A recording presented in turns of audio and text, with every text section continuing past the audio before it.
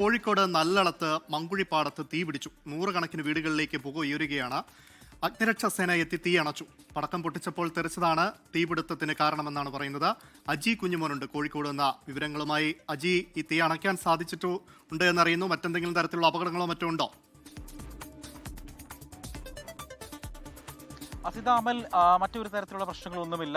ഇന്ന് ഉച്ചയോടെ ഒരു മണിയോട് കൂടെയാണ് ഇത്തരത്തിൽ ഈ തീ ഇങ്ങനെ വ്യാപകമായി പടരുകയും നമ്മൾ ആ ദൃശ്യങ്ങളിൽ കാണുന്നത് പോലെ വലിയ തരത്തിലുള്ള പുക സമീപ പ്രദേശങ്ങളിലെ വീടുകളിലേക്ക് പടരുകയും ചെയ്തത്. എനിക്കൊപ്പം ഈ പ്രദേശത്തെ നാട്ടുകാർ തന്നെയുണ്ട്. നമുക്ക് അവരോട് തന്നെ നേരിട്ട് ചോദിക്കാം എന്താണ് സംഭവം നടന്നത് എന്ന്. ഇത് ശരിക്കും എന്തായിരുന്നു സംഭവം ഉണ്ടായത്?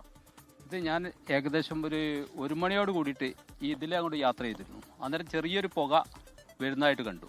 ആ പുക വന്നതിന് ശേഷം ഞാൻ വീട്ടിൽ പോയിട്ട് ഭക്ഷണം കഴിക്കാനുള്ള ഒരു തിരക്കിൽ വന്ന സമയത്ത് പെട്ടെന്ന് പറയാണ് പാടത്തൊന്നായിട്ട് കത്തി പുകയുന്നുണ്ട്. ഞാൻ വന്ന് നോക്കിയ സമയത്ത് മൊത്തത്തിൽ തീ പിടിച്ച് കിടക്കുകയാണ്. മൊത്തത്തിൽ തീ പിടിച്ച് തീ പടർന്നുകൊണ്ടിരിക്കുക. ഈ കാറ്റിന് ഈ തീ വല്ലാതെ അണയാത്ത രൂപത്തിൽ ഒരു ഭാഗത്ത് നിന്ന് കഴിഞ്ഞിട്ട് മറ്റേ ഭാഗത്തേക്ക് പോയിക്കൊണ്ടിരിക്കുക.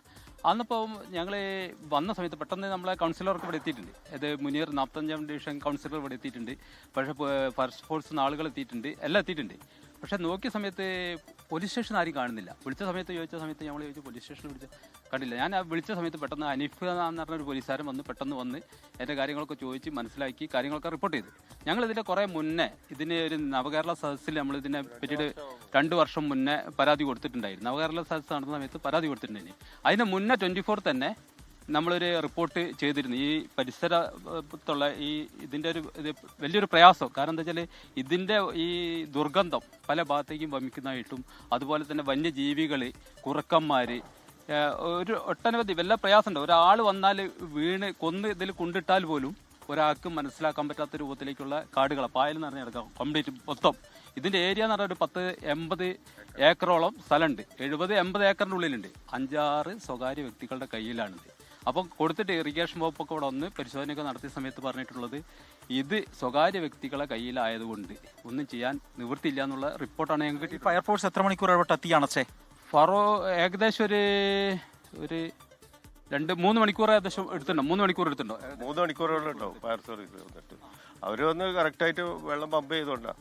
അതുകൊണ്ട് തന്നെ പുകയായിട്ട് ഇവിടെ അടുത്ത വീടുകളിലൊക്കെ ആളുകൾക്ക് വലിയ ബുദ്ധിമുട്ട്. കാരണം ശ്വാസം മുട്ടുന്ന അസുഖമുള്ള ആളുകൾക്കൊക്കെ ഇതിൽ കാരണം പ്ലാസ്റ്റിക് കണ്ട അത് വേസ്റ്റേജ് ഒക്കെ ഉണ്ടാവുകയും അതെല്ലാം കത്തിയിട്ട് പുക വരിക. ആളുകൾക്ക് നിൽക്കാൻ പറ്റാത്ത. പക്ഷേ എന്താ ഭാഗ്യം കൊണ്ട് കാറ്റ് കുറഞ്ഞുകൊണ്ട് തീ നിന്ന് ഫയർ സർവീസുകാർ വന്നുകൊണ്ട് ഇത് ഒരുപാട് ആളുകൾക്കുള്ള ബുദ്ധിമുട്ടുണ്ടാകുന്ന കാര്യങ്ങളാണ്. ഇതൊക്കെ ജനപ്രതിനിധിയോടും ഭരണകൂടത്തിനൊക്കെ അറിയിച്ച വിഷയമാണ്.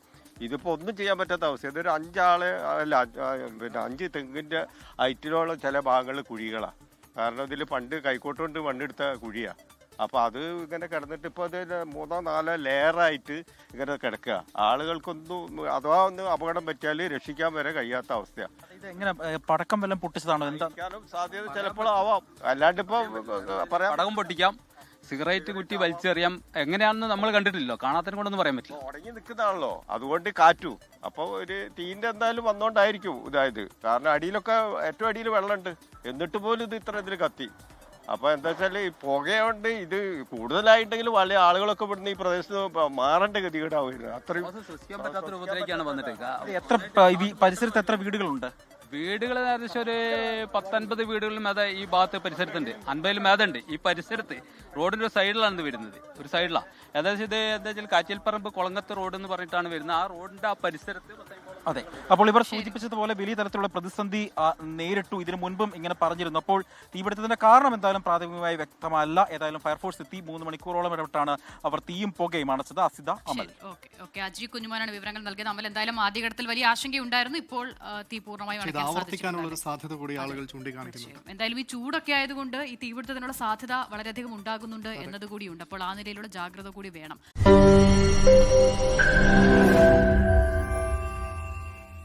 ലോകത്തെവിടെയായാലും ഏത് സമയത്തും 24 വാർത്തകളും ഓഗ്മെന്റഡ് റിയാലിറ്റി പാക്കേജുകളും എക്സ്പ്ലെയിനറുകളും വിശദമായി കാണാൻ ഞങ്ങളുടെ യൂട്യൂബ് ചാനൽ നിങ്ങൾക്ക് സബ്സ്ക്രൈബ് ചെയ്യാം.